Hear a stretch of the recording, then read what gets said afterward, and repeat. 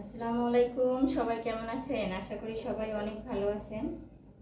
আজকে একটি রেসিপি তৈরি করব, তবে রেসিপিটা হচ্ছে সন্ধ্যার একটা নাস্তা আসলে বানাইতেছি পাউরুটি দিয়ে। এগুলো একটু কেটে নিচ্ছি, চারপাশ কাটবো, এইভাবে কেটে নিব। একটু সুন্দরভাবে এগুলো পিস করে কেটে নিচ্ছি আর কি। মানে পাশের সাইডের যে একটু অংশ থাকে না, ওটা ফেলে দিতে হবে, এইভাবে করে নিতে হবে।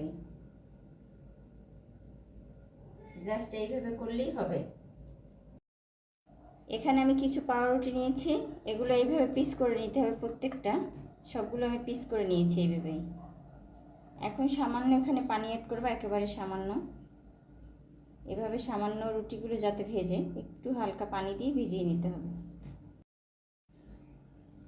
এটা যেন সামান্য একটু ভিজবে আর কি এই পানির মধ্যে। এই যে পানিটা দিয়েছি, এটার মধ্যে সামান্য পানি দিয়েছি যাতে ভিজে যায় আর কি। এই যে রুটিটা যেভাবে সফট হয়েছে, এইভাবে সফট হবে আর কি। আসলে রুটি দিয়ে পাউরুটি দিয়ে আমরা অনেক ধরনের নাস্তা তৈরি করতে পারি। আর একটু ভিজতে সময় লাগবে, একটু 2-1 মিনিট লাগবে সময়। এই যে ভিজে গেছে, একেবারে সফট হয়ে গেছে। এখন একটু সুন্দরভাবে এটা মেখে নিতে হবে হাতের সাহায্যে। একটা বোলের মতো বানাবো। এখানে আরও বাকি যে মশলাগুলো আছে সেগুলো আমি এখানে অ্যাড করে দিব এখন। এটা অসাধারণ একটা রেসিপি, আপনারা খুব সহজে বাসায় বসে তৈরি করতে পারেন, খুবই সহজে। এবং খেতে কিন্তু অনেক স্বাদ হবে, কারণ হচ্ছে এটা আপনারা বাসায় গেস্ট আসলেও বানিয়ে দিতে পারেন।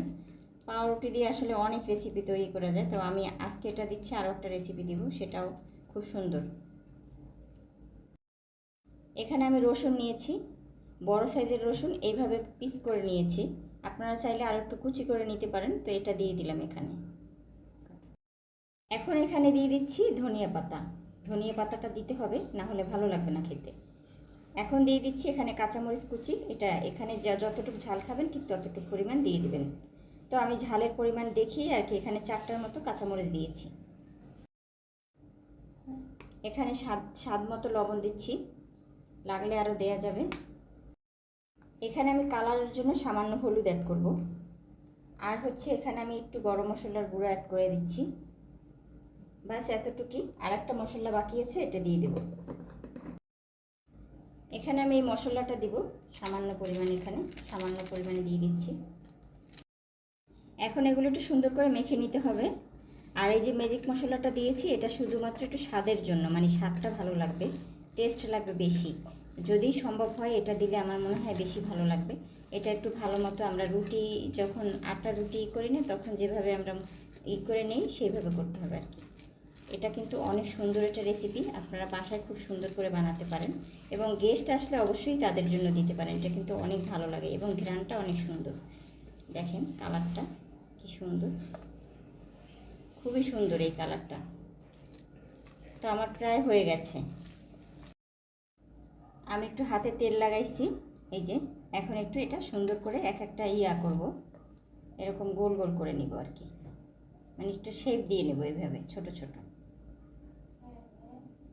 এভাবে করে নিব। প্রত্যেকটা যদি এভাবে করে নিই তাহলে মিষ্টির মতো সুন্দর হবে আর কি। এভাবে করে নিব প্রত্যেকটা, এভাবে এক একটা পিস দিয়ে দিতে হবে তেলের মধ্যে।